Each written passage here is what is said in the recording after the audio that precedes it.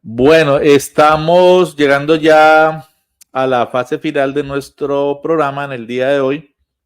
Vamos a hacer un rápido balance de la semana y empezamos con algo que para nosotros es de suma importancia, y es cómo en el gobierno del presidente Gustavo Petro se ha venido desarrollando la reforma agraria.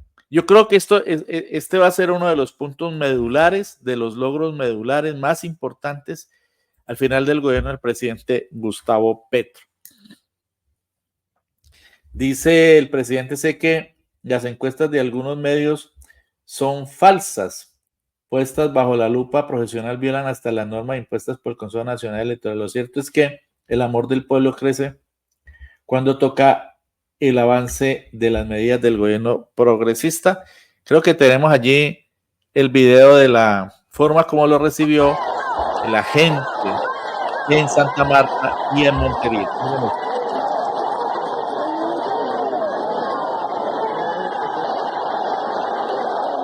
Fue precisamente en Santa Marta y en Montería, Magdalena y en Córdoba, obviamente, de los dos departamentos, el presidente Gustavo Petro desarrolló una importante agenda. Este es el Coliseo. Les saludamos desde el Coliseo Miguel Japilora, de el municipio Montería. de Montería, en el departamento de Córdoba, donde el gobierno Miren la multitud. Allí estuvo el presidente con el director de la Agencia Nacional de Tierras y con otras autoridades relacionadas con el área agrícola, con la ministra de Agricultura también. Y allí también llegó Salvatore Mancuso, ¿no?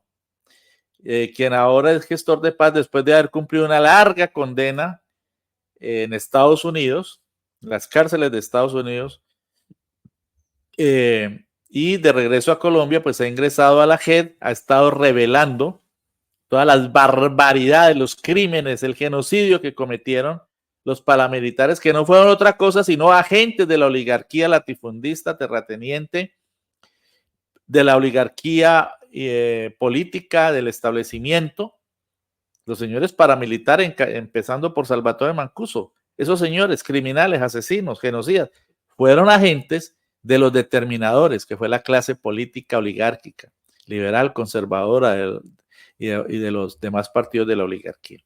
Eso hay que decirlo claramente.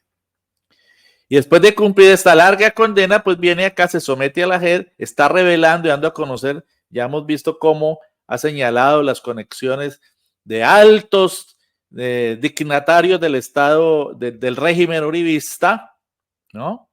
Con el paramilitarismo, los ha denunciado los nexos del uribismo con ellos, cómo eran sus determinadores, cómo actuaban con los batallones que dirigían los militares que estaban comprometidos con ese régimen de terror de la extrema derecha en la década del 2000 y en los años subsiguientes, los gobiernos de Uribe, de Santos y de Duque.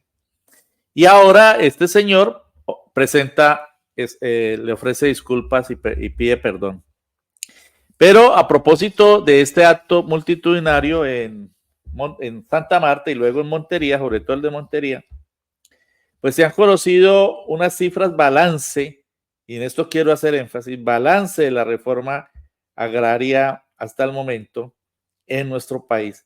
Y esa reforma alcanza ya las 166,000, ojo con la cifra, 166,000 hectáreas adquiridas por la Agencia Nacional de Tierras con miras a la reforma agraria en solo 2 años.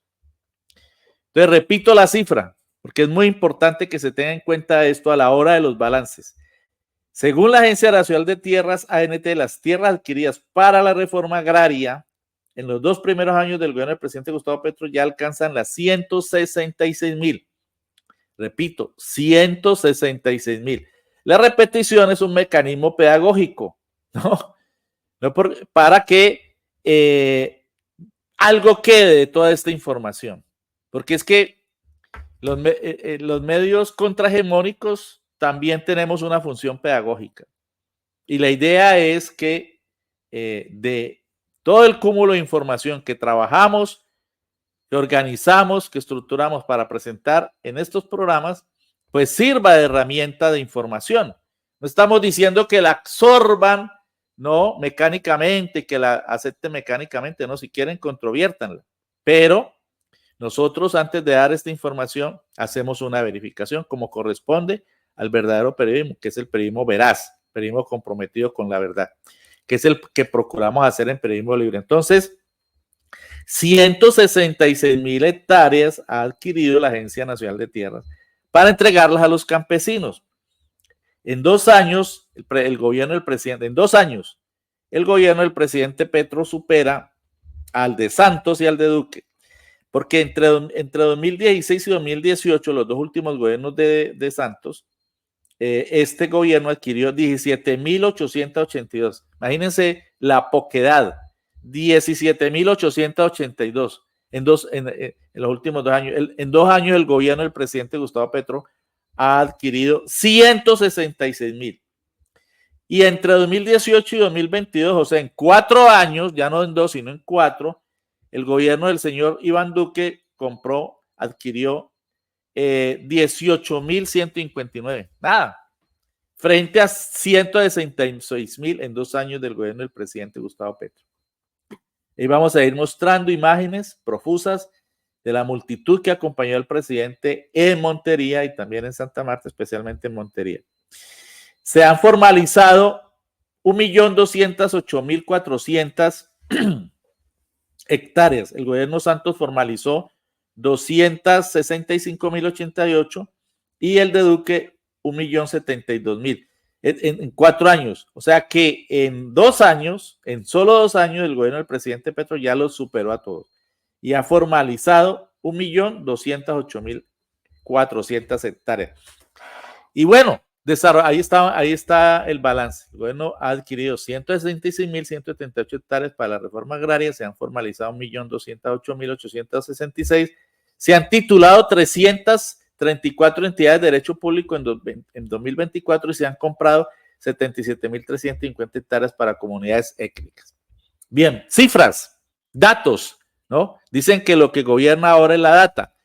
Pues eso ha sido a lo largo, es un deber de la investigación histórica, científica, académica, periodística, siempre recurrir a los datos. Eso no es ninguna novedad ni es solo de ahora. Dicen que es que ahora todo eso es el imperio de la data. No, eso ha sido siempre, porque es el soporte de la investigación científica. Entonces, el gobierno desarrolló una maratón esta semana en la que se entregaron 50,000 hectáreas de tierras, sigamos allí, a campesinos de distintos municipios. El jueves entregó el presidente 3,280 hectáreas de tierras en San Sebastián de Buenavista, en el Magdalena, y 8,430, que fue el acto de entrega en el que estuvo con Mancuso, en Montería. De estas últimas 7,916 pertenecientes a los paramilitares alias Macaco, Nico y Cuco Banoy. Todas esas tierras de las que se apropiaron a sangre y fuego los paramilitares están siendo devueltas a los campesinos. Obviamente, queridos amigos y amigas, esto no es que vengan para acá esas tierras y ya no, estos son unos procesos larguísimos. Hay diferentes formas de adquisición, comprando a Fedegan, esperando que haya fallos en los tribunales de justicia, comprándolas a través de la Agencia Nacional de Tierras. Son procesos supremamente engorrosos porque nuestro sistema jurídico está lleno de trámites. La tramitología en todo en Colombia es brutal. Entonces se tienen que surtir esos trámites o si no, esos procesos serán derogados por jueces y seguramente habrá demandas y ustedes saben cómo opera la lawfare aquí. Y la contrarreforma siempre está a la saga. Por eso nacieron los ejércitos de los latifundistas. Bien, seguimos con este informe balance de la reforma agraria en 2 años. Entonces, en el gobierno Petro se han adquirido 166,178 hectáreas, como ya lo pusimos allí en el pantallazo. La gestión de tierras alcanza 245,370 hectáreas así. O sea, una cosa son las adquiridas y otra cosa es toda la gestión de tierras. 1.843 de aprehensión material, 2.240 donadas, tierras donadas, también hay gente que dona, 10.548 de transferencia gratuita de la SAE. La SAE transfiere tierras que decomisaron a narcotraficantes y a lavadores de activos, etcétera, tierras adquiridas de manera ilegal por paramilitares y por criminales, y entonces una vez terminan los procesos penales, ya la SAE está en posibilidad de entregarlas de manera gratuita para que se entreguen a los campesinos y las produzcan, para que haya producción allí, no es para que las pongan de engorde, pastos de engorde, no. 28.156 por compra de la Sociedad de Activos Especiales, también la SAE compra. 18.176 por compra al Fondo de Reparación a las Víctimas, FRB, y 107.057 por compra a particulares. Imaginen la cantidad que se han comprado. 107.057 por compra a particulares y 77.350 por compras a comunidades étnicas.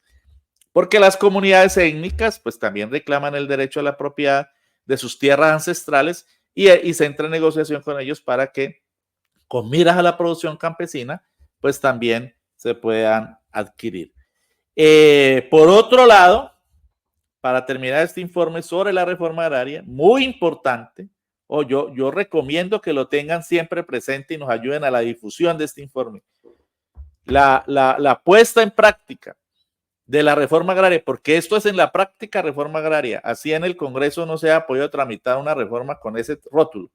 Pero esto es un elemento importantísimo de desarrollo en la práctica desde el campo ejecutivo, es decir, desde la presidencia y sus órganos de colaboración, de desarrollo de sus políticas, la Agencia Nacional de Tierra, etcétera, la Unidad de Víctimas, etcétera, la SAE, que ha sido tan importante, es la implementación de la reforma agraria en la práctica.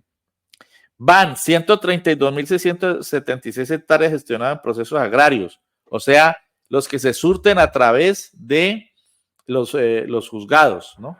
Ahora con la implementación de la Jurisdicción Nacional Agraria, pues va a ser más fácil porque ya va a haber juzgados agrarios, ¿no? Que dentro de poco van a estar funcionando, ¿no? Sí.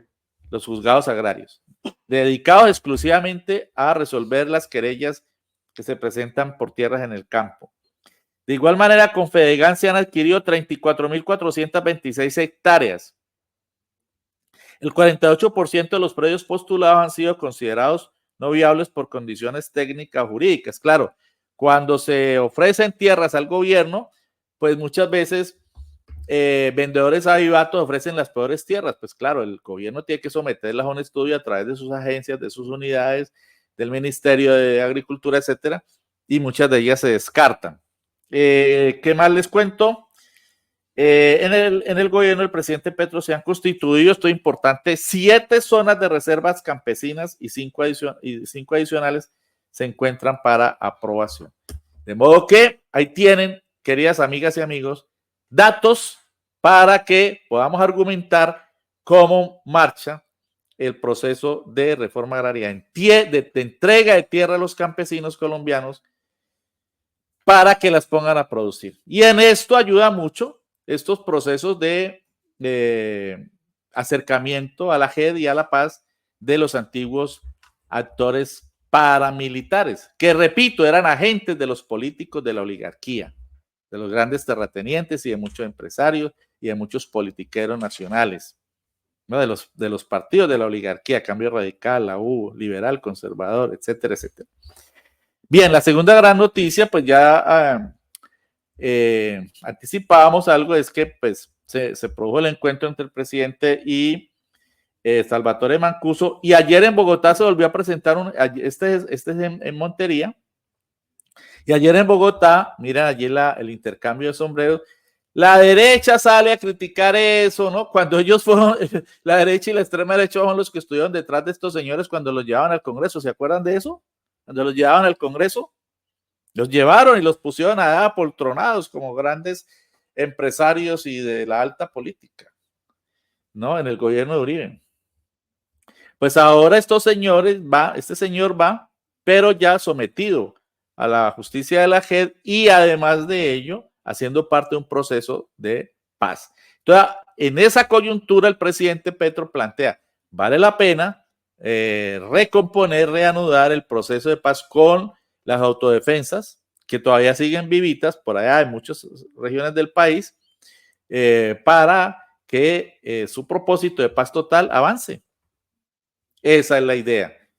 De allí surge esa iniciativa, ¿no? Que haya la reapertura, el restablecimiento de una mesa de paz con las autodefensas, es decir, con los paramilitares. Esta idea fue apoyada por la ministra de Derecho y Justicia, Ángela María Buitrago. Y el señor Mancuso también estuvo en Bogotá. Ayer estuvo en un encuentro con víctimas. Ahora, el hecho de que esté este señor, un criminal, un genocida, tenemos que decir, ¿no?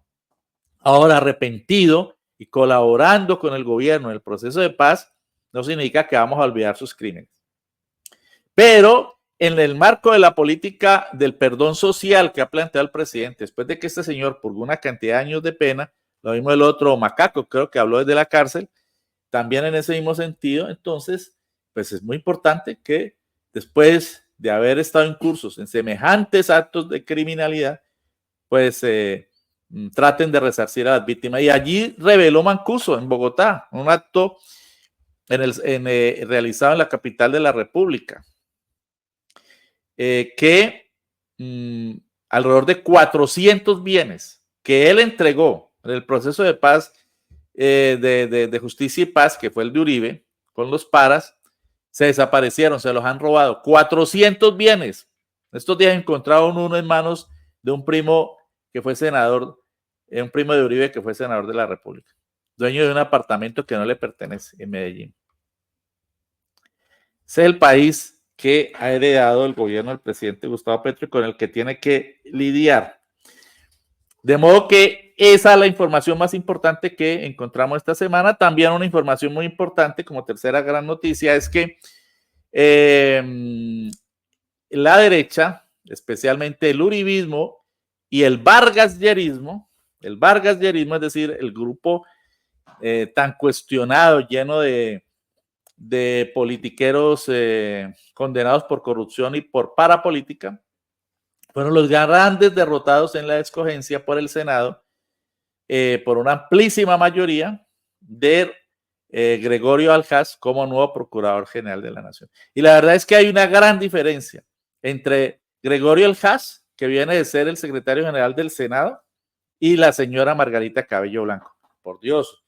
El señor Aljas no es ningún candidato a la Procuraduría de la izquierda, ni el progresismo, ni el pacto histórico, no, pero sí es una gran diferencia, sí marca una gran diferencia frente a la derecha y la ultraderecha, sobre todo a la generación de la policía política creada en la práctica por Margarita Cabello para perseguir al presidente Petro, a sus funcionarios y a los congresistas del pacto histórico. Veamos lo que dijo Gregorio Aljas al ser elegido por una amplísima mayoría. Los candidatos vargasyeristas de Cambio Radical del partido de Vargas Lleras solo tuvieron 5 votos y se los repartieron entre los dos candidatos que fueron escogidos por la Corte Suprema uno y por el Consejo de Estado del otro. Y obtuvieron solamente 2 y 3 votos, los dos candidatos. O sea, pésima estrategia tanto del Vargas Lleras a través de sus adláteres, de sus colaboradores, de sus amigotes, entre los magistrados de Consejo de Estado y Corte Suprema, que como dice la Constitución de manera equivocada, eso habrá que corregirlo, son los que candidatizan cada corte a un candidato. El otro lo pone el presidente, y el candidato del presidente, Gregorio Aljas, fue el que ganó. Algunos critican que como el presidente apoyó a un político que viene de la derecha, porque Gregorio Aljas viene del partido de la U, pero en los momentos determinantes, en el ejercicio de la política, que no es en blanco y negro, sino en multiplicidad de colores, pues que hay que tomar la decisión de respaldar al menos malo. Y en este caso sí era mucho mejor a los dos candidatos del vargasyerismo. Grandes derrotados, uribismo y vargasyerismo, y las Cortes, Consejo de Estado y Corte Suprema. Escuchemos lo que dijo Gregorio Aljas. pero sobre todo quiero reivindicar aquí la posibilidad que el presidente Petro me ha dado de estar aquí frente a ustedes y poner mi nombre a su consideración, en la idea que yo no hubiera podido llegar a un honor tan grande y tan significativo como este si no fuera por la visión política del presidente, que lo que ha hecho es tender una bandera blanca de armonía, de entendimiento y de conversación y diálogo con el Congreso de la República, que representa la mayor legitimidad en tanto elecciones se refiere de la diversidad del pueblo colombiano. Esa connotación, esa especie de encargo, esa tarea de provocar y de contribuir al diálogo entre colombianos, por diferente que seamos, la he asumido con el entusiasmo y la responsabilidad que siempre he asumido todas mis tareas que ustedes me conocen. Y lo más importante, de lo que dijo Gregorio Aljas es que se comprometió a respetar los fallos de la Corte Interamericana de Derechos Humanos en relación con los fallos que ha proferido, que son jurisprudencia, en el sentido de que los órganos administrativos y la Procuraduría General de la Nación es un órgano administrativo, deben respetar esos fallos, los órganos administrativos de los diferentes países. En Colombia, Colombia ha suscrito las convenciones y los acuerdos internacionales, entre ellos el de la Corte Interamericana de Derechos Humanos, y por lo tanto hacen parte de lo que se denomina el bloque de constitucionalidad de este librito de la Constitución Política de nuestro país. Y eso es lo que ha venido violando de manera flagrante la señora procuradora, la señora Margarita Cabello, y por el contrario, Gregorio Aljas dice, vamos a respetar esos fallos, porque él, que es conocedor del derecho constitucional, sabe que esos fallos internacionales cobijan la juridicidad nuestra al ser parte de nuestra Constitución, del bloque de constitucionalidad, y la Procuraduría no puede proferir destituciones ni sanciones contra funcionarios elegidos popularmente. ¿Cuáles son los funcionarios elegidos popularmente? Presidente de la República, vicepresidenta, senadores, representantes, etcétera, concejales, diputados. Esos funcionarios tienen otra jurisdicción, que es la penal, Corte Suprema y rama jurisdicción penal. Entonces, muy importante ese planteamiento. Y bien, Germán Barón Cotrino, que era el candidato de la Corte Suprema, y Luis Felipe Henao, el candidato del Consejo de Estado, los grandes derrotados. 3 votos y 2 voticos solamente obtuvieron. Muchos votos del uribismo y el mismo Cambio Radical se tuvieron que acomodar con Aljas, pero no porque les gustara, sino para no quedar mal con él, porque ahí hacen cálculos políticos que no nos van a investigar, etc.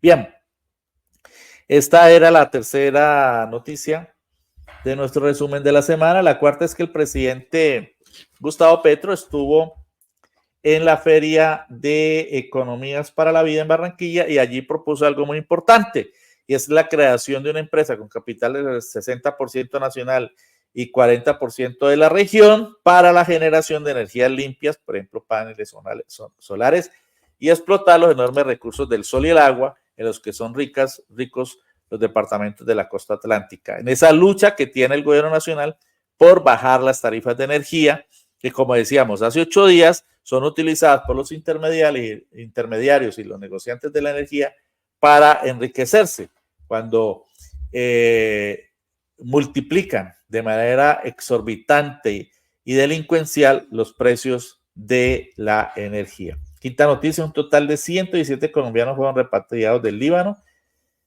Ya vamos a conocer esta información en el prolegómeno de nuestra primera entrevista con el embajador de Irán en Colombia, la República Islámica de Irán, y allí nos llamó la atención que una ciudadana colombiana musulmana que venía en este grupo de colombianos repatriados dijo lo que comete Israel en el Líbano, en Gaza y en el Líbano ahora es un genocidio, es un acto de terrorismo de un régimen. Así lo dijo. Y pidió, clamó, imploró la solidaridad del pueblo colombiano. No he visto si algún medio de comunicación distinto a RTBC, que fue el que la difundió, ha divulgado esta información. No he visto. Seguramente no lo van a hacer. Porque ellos están casados con los medios de comunicación de las élites en Colombia, hegemónicos, oligárquicos, están casados como cómplices con el Estado terrorista de Israel. No les importa el genocidio que están cometiendo contra el pueblo palestino. Y una noticia lamentable, la sexta, fue asesinado el ciclista Marlon Pérez, destacado ciclista olímpico nuestro, en Carmen del Viboral, Antioquia, fue campeón mundial juvenil por puntos en 1924 y ganó la Vuelta del Porvenir. Destacado deportista en la inseguridad que caracteriza al departamento de Antioquia. La séptima noticia, la ministra del Trabajo estará, bueno, esto es un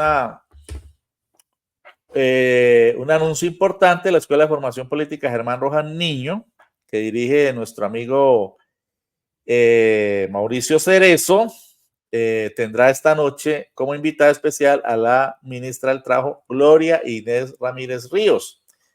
A las 7 de la noche, el contacto es a través de Zoom, transmisión por Zoom en vivo.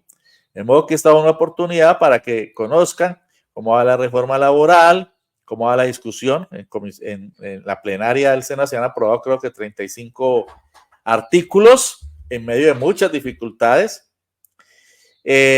Porque pues las derechas han arremetido, como siempre, contra la reforma, desvirtuando, mintiendo descaradamente. Entonces, con la ministra van a tener oportunidad de conocer en detalle cómo va ese trámite, cuáles son los contenidos, cuáles son las reivindicaciones que se plantean, cómo se van a recuperar derechos usurpados en el gobierno de Álvaro Uribe. Este sábado a las 7 de la noche, vía Zoom, en el programa en vivo de la Escuela de Formación Política Germán Rojas Niño. Y para finalizar nuestro balance nacional y local, pues el colectivo por la Unidad Popular, que se creó en el mes de marzo en Cali y que realizó la exitosísima gran asamblea contra el golpe de las derechas y asamblea también en respaldo del gobierno del presidente Gustavo Petro el 25 de mayo último, está convocando para un encuentro preparatorio de la participación del colectivo y de la comunidad en la COP16. Es este lunes 7 de octubre. Lunes 7, ¿no? Sí, lunes 7. A las 6 de la tarde en el CECED, calle Novena B, número 29A 67, en el barrio Alameda. Eso es Alameda o Bretaña. Bueno. Y la invitación la está haciendo el colectivo por la Unidad Popular. Muy importante, va a estar Boris Moreno, un ingeniero forestal que hemos tenido aquí también invitado en Periodismo Libre y que conoce muy bien de todo este proceso de la COP16, los pros, los contras y sobre todo el compromiso que esa COP16 representa para el gobierno del presidente Gustavo Petro. Y bueno, cuáles deben ser las posiciones que se van a plantear, teniendo en cuenta también que, digamos, partidos del establecimiento a nivel regional, el alcalde Erlas, la gobernadora Toro, pues vienen tratando de utilizar y de manipular esto para sus intereses. Entonces, las comunidades ambientalistas en primer lugar, pero todo el pueblo caleño deben salir al paso de esto, pero también generar un respaldo a las políticas del gobierno que logró esta COP16, que es un mecanismo internacional para la definición de políticas mundiales en favor del medio ambiente. Debemos procurar pues que de allí salgan conclusiones muy importantes en este que ha sido uno de los ámbitos más relevantes del ejercicio del gobierno del presidente Gustavo Petro. La invitación entonces para el próximo lunes a las 6 de la tarde en el CECED del barrio Alameda, esta invitación del colectivo por la Unidad Popular.